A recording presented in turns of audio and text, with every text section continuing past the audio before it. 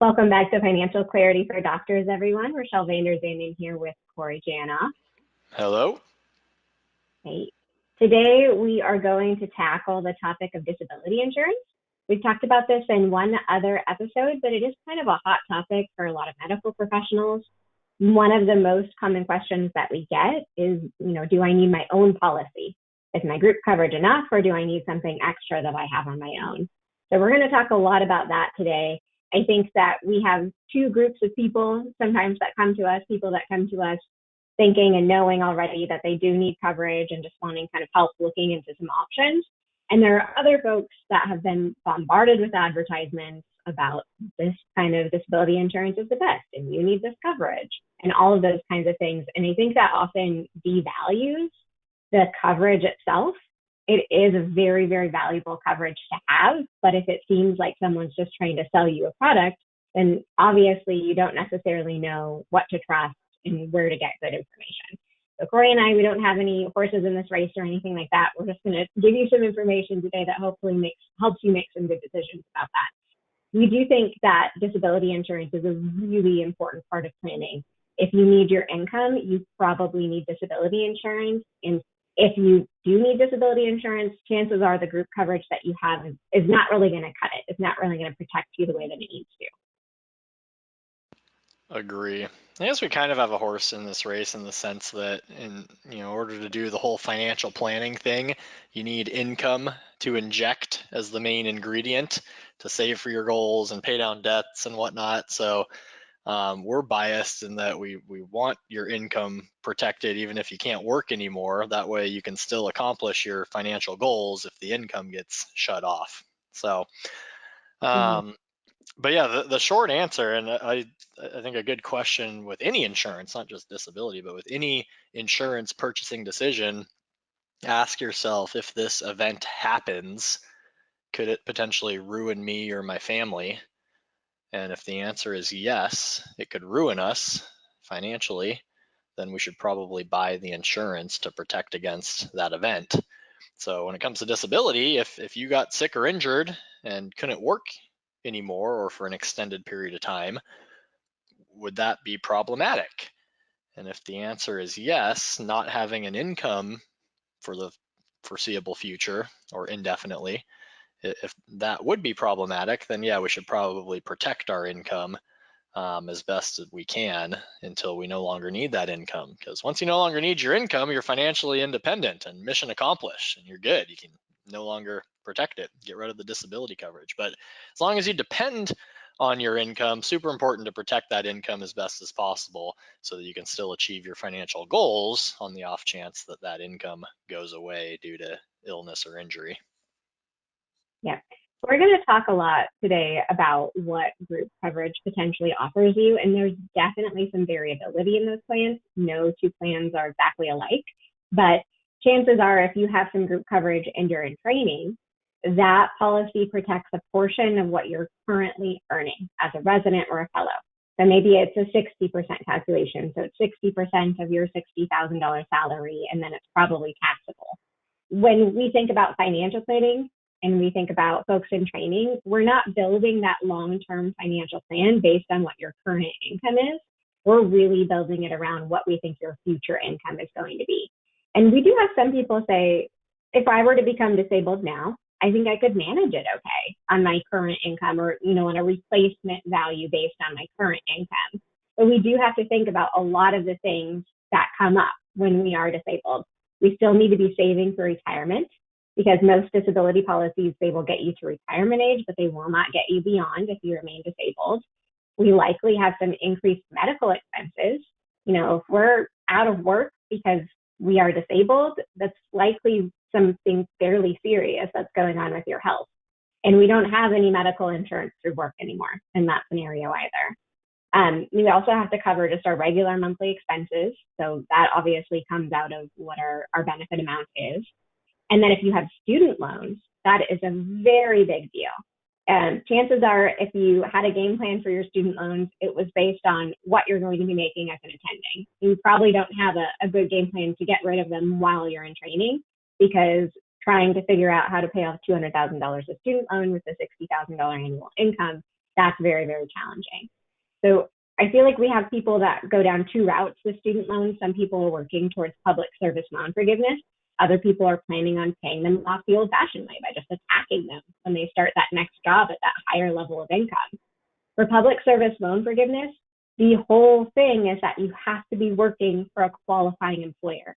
If you're disabled, you are not working for a qualifying employer. You can't continue to work towards that 120 payment count. So that's just not an option anymore if you're not able to work. And then on the other side, if we were planning on starting to attack those loans with a higher level of income in the future, we're not going to have a higher level of income if we have a replacement based on what our salary was in training. So that group coverage, while providing some benefit, that's great. It's usually free, and that's a great thing to have in your plan. It's probably just not enough to really achieve all those things, saving for retirement, accommodating medical expenses, paying back student loans. All of those things are going to be things that we have to figure out, even if we're disabled. Yeah, if anything, your expenses will only go up when you're disabled because you still have all your regular living expenses. I mean, sure, I guess you don't have to commute to work anymore, so you save a couple bucks on gas and don't have to buy scrubs anymore. But beyond that, like if you're disabled, you probably have some additional out-of-pocket medical costs. Um, treatments, whatever, higher, your deductible, out-of-pocket expenses. The insurance doesn't cover 100% of it. Also, if you're totally disabled and can't work, your employer is not going to keep you around on the payroll. Therefore, you're going to lose your benefits at that job too, and you'll have to get health insurance on one of the exchanges and pay for it 100% out of your own pocket. I guess you potentially could have, if your spouse works, you could hop on your spouse's health insurance plan.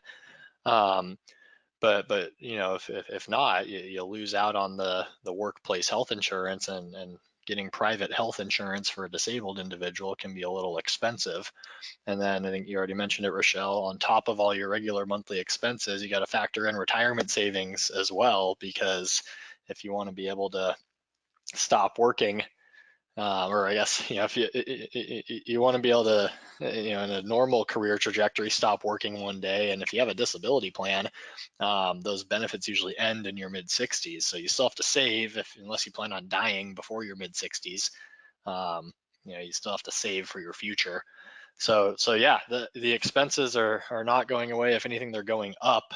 So oftentimes when I'll talk to people who say, oh, I don't need to protect my full income. Our monthly expenses are only 10,000, so I think I can just get by with 10,000 a month of coverage.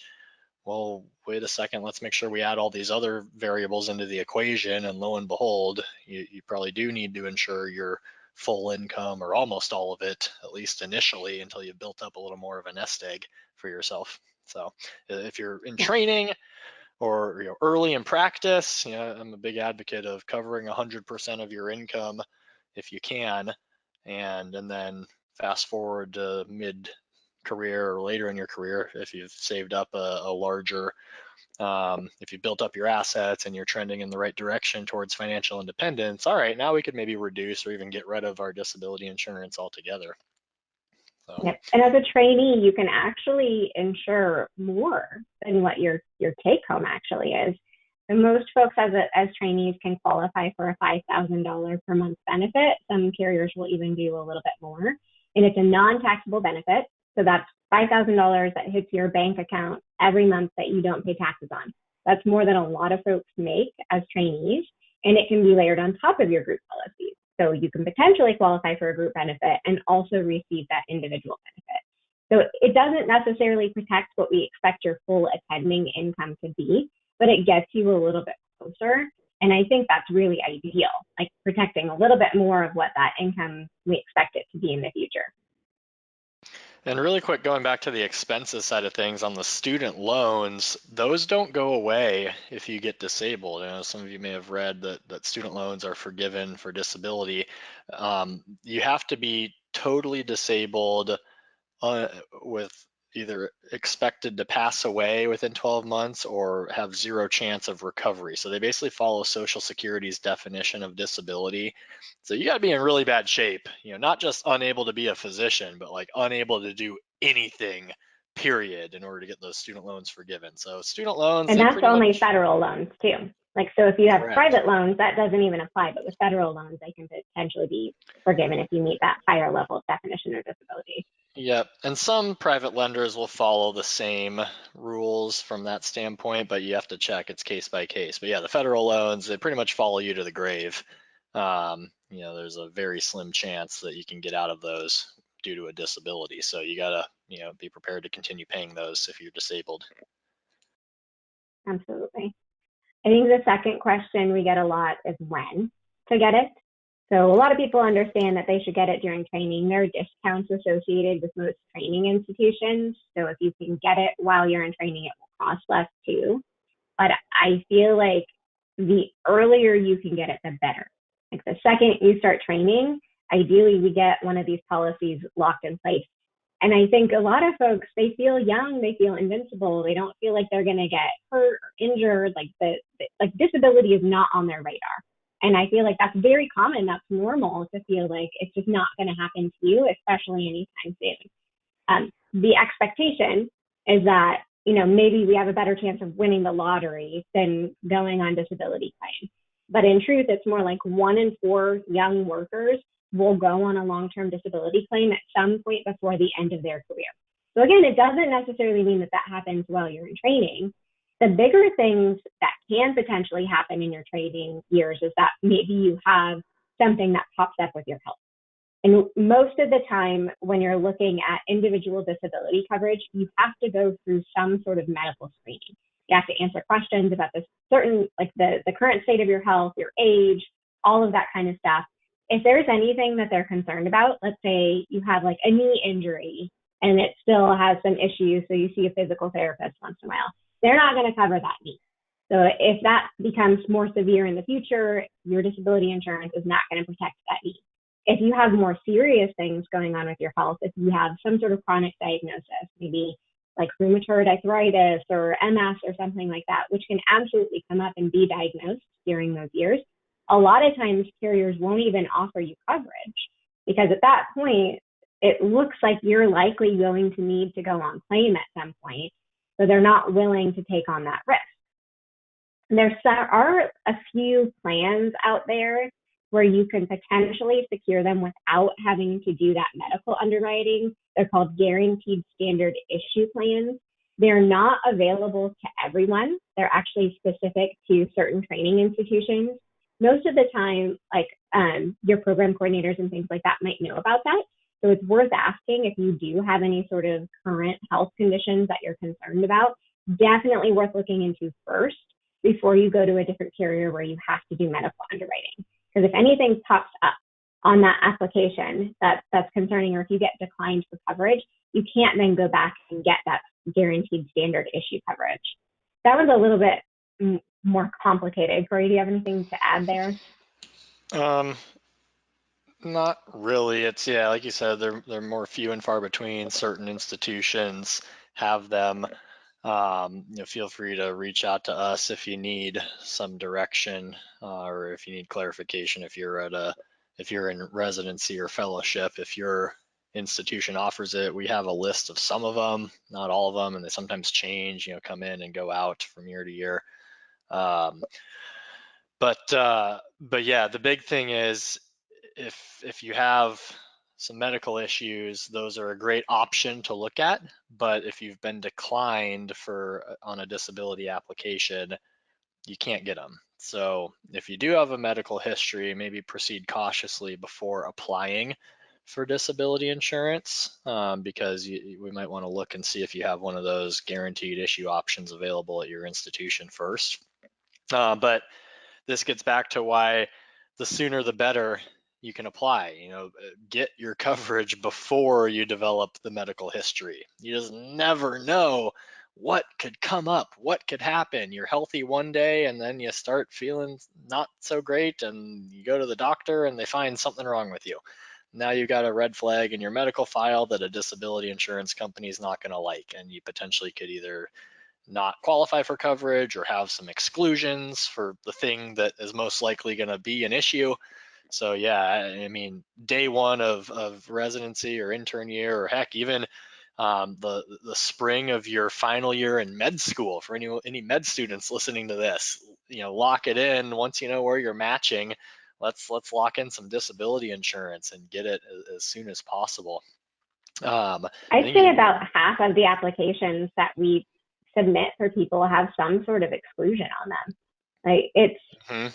probably like 50% have some sort of like, hey, this is in your medical record. We're concerned that this might be an issue for your long term. We're not going to cover that. The less of those you have on your policy, the stronger your policy is and the more protected you are. Yeah, pretty much anything in your medical file that could raise an eyebrow, the insurance company is likely not going to want to cover it.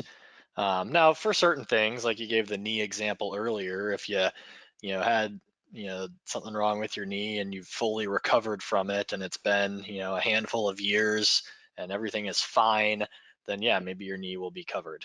But if it's anything that either hasn't fully recovered or anything that could potentially have longer lasting effects, that could potentially impact your job, there's a good chance that a claim due to that specific thing will be excluded on the policy. So yeah, the sooner you can get it, the better.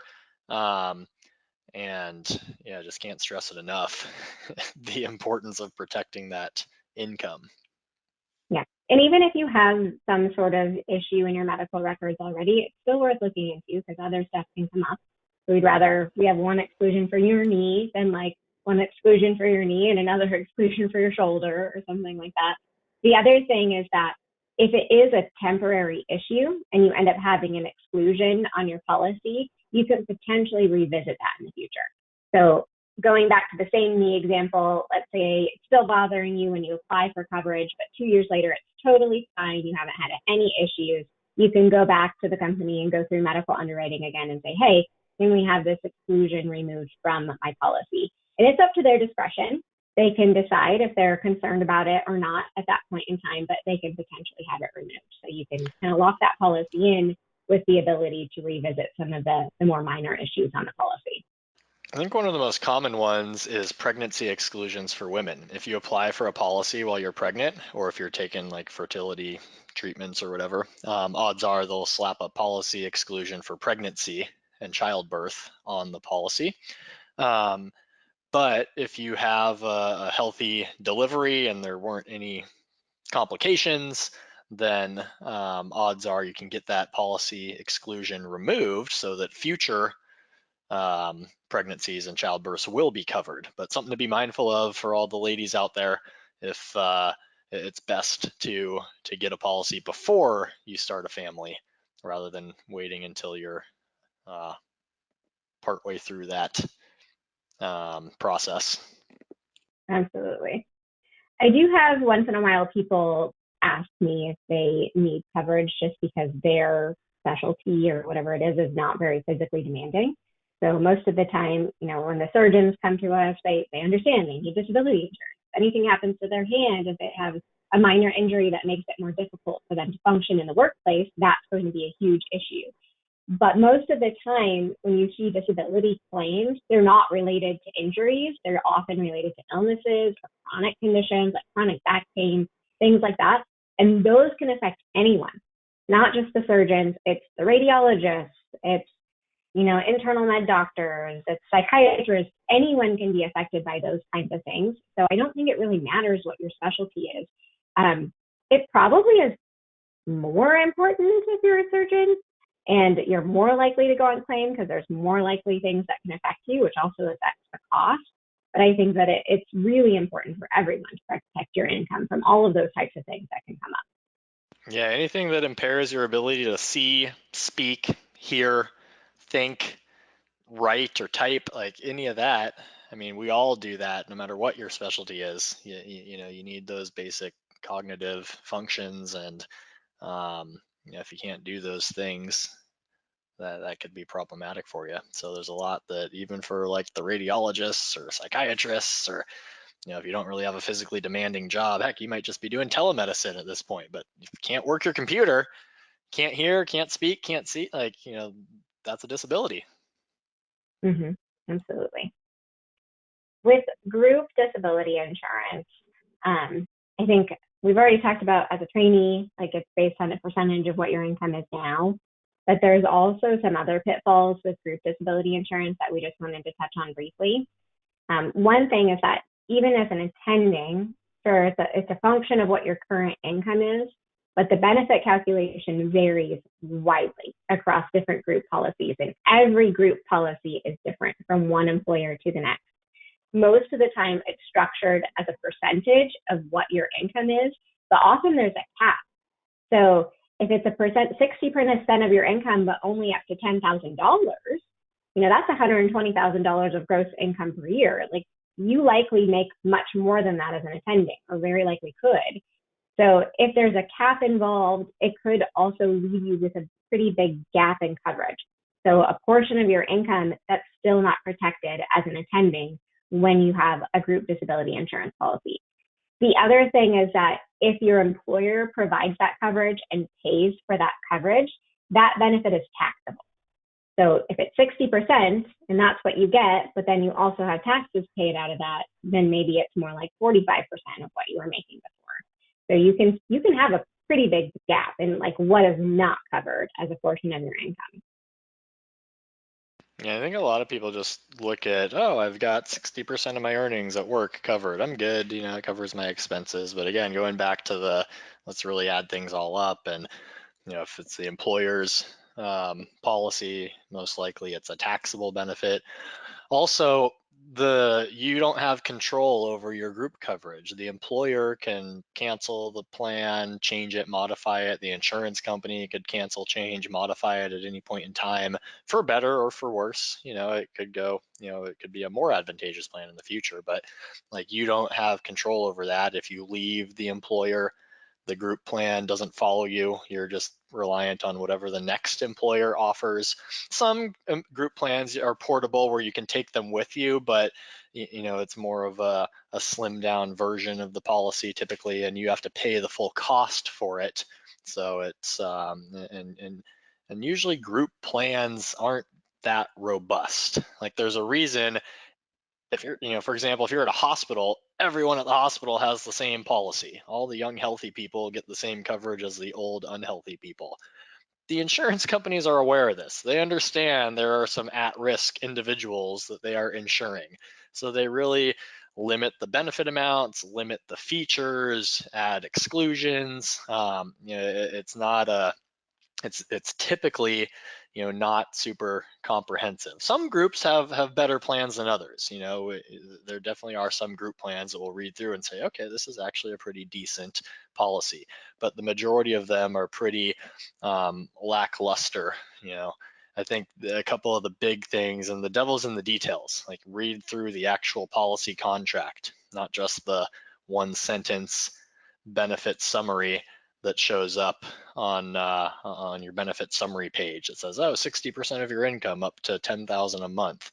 No, let's actually read through all the verbiage in the contract and see what's provided, because that's that's the insurance. That's the contract. What's in there, what's actually covered. I think one of the big things is the definition of disability. I think we've talked about it before, but own occupation disability insurance is key. And a lot of you have heard of that, or specialty specific disability insurance, that more or less says if you can't do your specific job, you're getting paid. Doesn't matter if you could do another job or even another specialty in medicine, as long as you can't do your job, you're considered disabled. And a lot of group plans might start out as an own occupation, but we commonly will see it's own occupation. If you can't do your job, we'll pay you for 24 months. After 2 years, though, if you can do anything in the national economy, sweep floors, flip burgers, greet people at Walmart, lick stamps, go get a job at the post office licking stamps. You're not disabled anymore. You could go work elsewhere. You're off the benefits. A little extreme, of course, but that we often will see that. It's not everyone, every group plan, but some of them will have that switch after 2 years. And also some plans will have exclusions and exclude certain types of disabilities. And here's one that I have a client that works at this institution. I won't name names or insurance companies, but I'll just read directly from the policy contract. It says, total disability means that result of injury or sickness during the first 24 months. If you cannot perform the substantial and material duties of your regular occupation, you're considered disabled. They go on to define regular occupation as your occupation in the national economy, not what your specific duties are at your employer. So if you're doing some unique things or procedures, that may not be covered. If you could work as a general surgeon or an anesthesiologist or whatever in the national economy.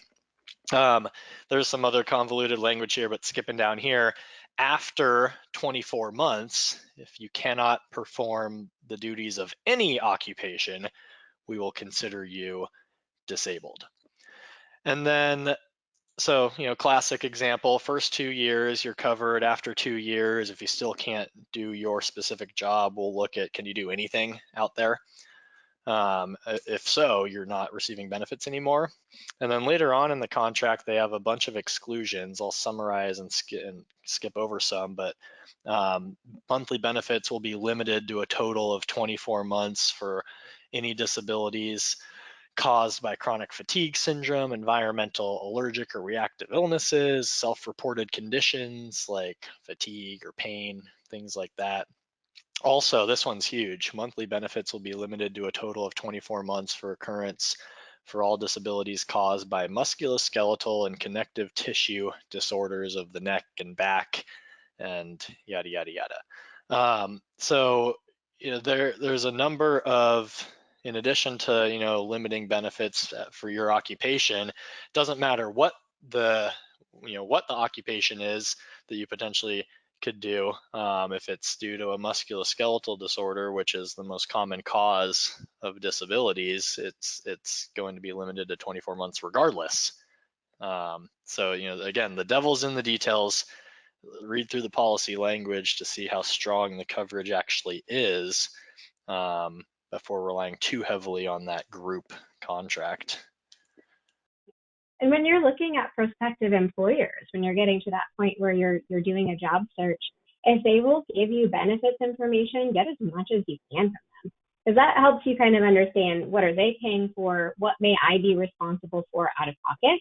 And there's some math you can do there. If you're comparing a couple of different jobs and one of them has more comprehensive insurance and benefits options, that has some real economic value, because that's money that's not coming out of your pocket. And there's a few other features that you may or may not have on your group policy that can be on individual policies. There's one that's called a residual benefit, which is basically like a partial benefit. So if you are ill or you have some sort of chronic injury, you can do your job like half time, and you just can't do it full time. Most individual policies will pay you a proportional amount of your benefit. So 50% of lost income, lost time at work, you get a 50% benefit. Sometimes group policies have that, sometimes they don't. And then on the flip side, there's also a recovery benefit that many individual policies have, where let's say you've recovered from your disability and you're returning to work, but there's not the same level of work available to you. And so now you still have reduced income, not because you're disabled, but because it's just going to take a little while to build your work back up. So many, again, individual disability policies will pay you that proportional benefit amount. So you're back to work, you're making 75% of what you were before. It might take you a few months to get back up to 100%, so they're going to pay you 25% of what that benefit was. And most group policies do not have a benefit like that. And I think it's important to note that with long-term disabilities, many people think of it as a career-ending injury, and it's not all the time. It can be something where you're off of work for like a couple of years, 3 years, 4 years, 5 years, and then you get to the point where you've recovered, you feel like you can get back to work. And so some of these other benefits become really important to help you, get back to work in a way where you're not necessarily losing income in the meantime. Yeah, maybe you're diagnosed with cancer, you're going through chemo, radiation, whatever, and you're just not at full speed for a year or two while you're battling it, but then you go into remission, you recover, you're back at work, and now you're good to go. Knock on wood. But But yeah, anything that limits your ability to work at full capacity could potentially be considered a disability if it's a well-structured policy.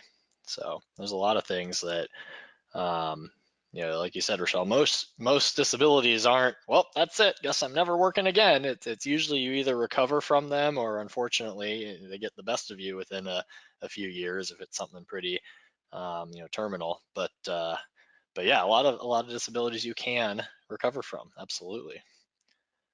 Yeah, absolutely.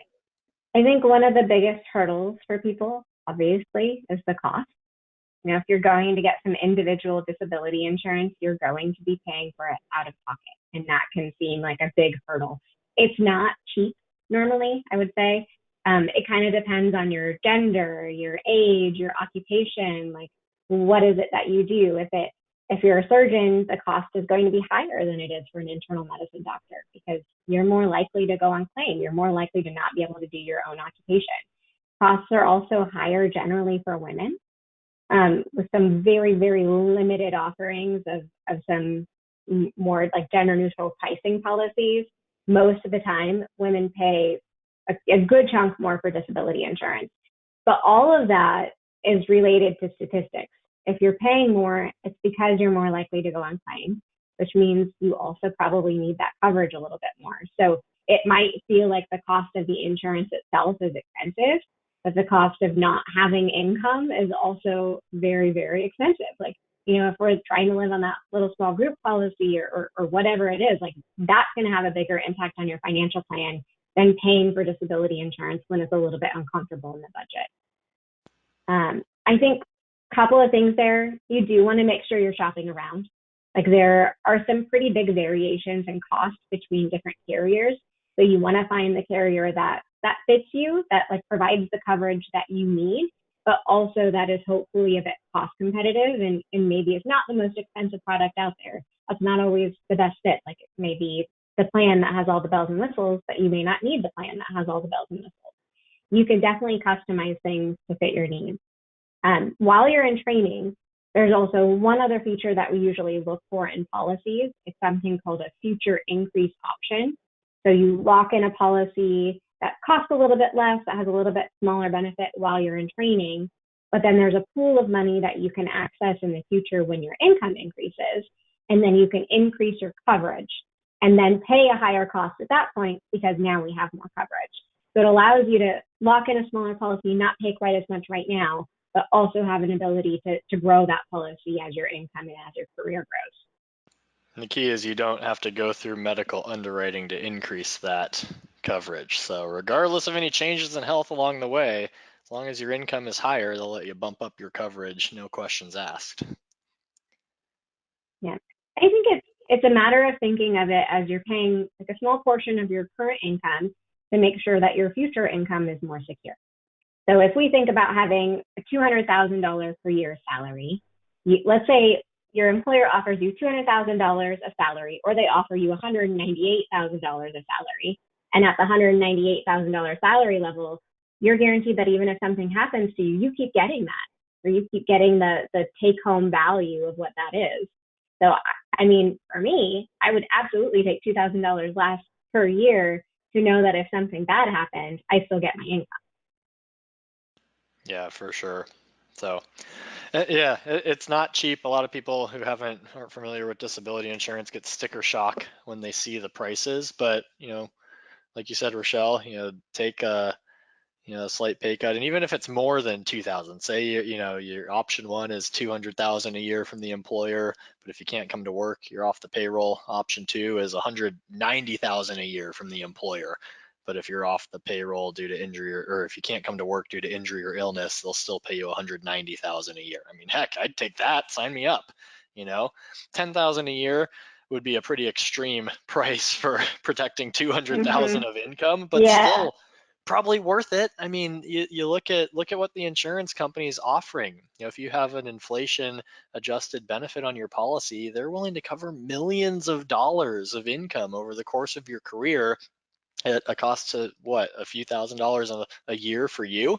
So, sure, we might spend a few $1,000s a year on our coverage, in return for covering, potentially millions of dollars if we can't work for the rest of our career. So yes, it's expensive to get, but it's also, a large benefit that you're signing up for. If you look at, pound for pound, you're probably paying more money for your car insurance or your home insurance, and if your home burns down, yeah, of course we want a new one, but the benefit is limited to whatever your home's worth, or maybe not even that much, just the replacement cost of construction. So you might be paying a couple $1,000s a year for a policy that covers a $500,000 home, where you could potentially be paying a couple thousand a year for a policy that covers, several million of earnings over the course of your career or more.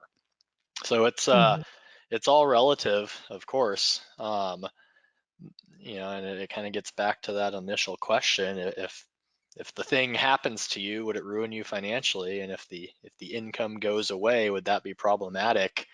You could almost make an argument that disability insurance is a bargain when you think about it.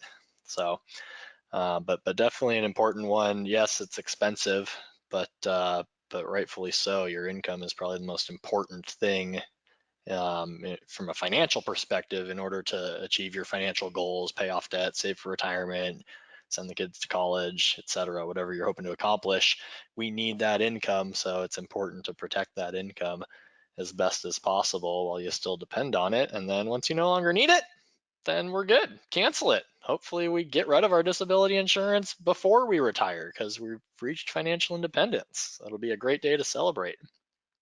Absolutely. That was one last thing I was going to say. You can put that question on its flip side. Do I need my income? If the answer is no, and you've gotten to that point where you don't need it anymore, there is nothing tying you to those policies long term. You have them as long as you need them, and then you get rid of them, and that's it. And for some people, that comes sooner than later. For other people, you kind of need it the rest of your career. That's okay too. But. Yeah, a lot to unpack with disability insurance and dive into. This is kind of the broad overview of some things to be mindful of, but feel free to reach out if you have more specific questions or need some direction on which companies to look at. Like Rachelle mentioned, there's no one company that's the best for everyone. If you're talking to an insurance agent that says this company's the best, you have to go with them. It's probably because they work for that company, just a guess. But there's usually, there are, depending on what state you live in, 5 or 6 companies that offer the true specialty specific own occupation definition of disability. Some companies out there say that they do, but they don't really. Again, devil's in the details, read the contract. And for any given person, there's usually 2 or 3 that are pretty competitive, and it kind of depends on what features you're looking for, or what's important to you. So Absolutely. Anything else you can think of, Rachelle? No, I think that's about it. This really is an important one. So if you haven't taken care of it already, we definitely would suggest looking into it. Yes. All right. Have a good one. We would love to hear your feedback and suggestions for future topics you'd like us to cover. You can get in touch with the show by emailing podcast@thefinitygroup.com or by following Finity Group on Facebook, Twitter, Instagram, LinkedIn, and YouTube at Finity Group LLC. You can follow me on Twitter at Corey Janoff CFP, Instagram at Corey Janoff, or on LinkedIn under my name, Corey Janoff. You can follow me on Twitter at Rachelle Finance, or on Instagram, Vanderzanden Rachelle, or on LinkedIn under my name, Rachelle Vanderzanden.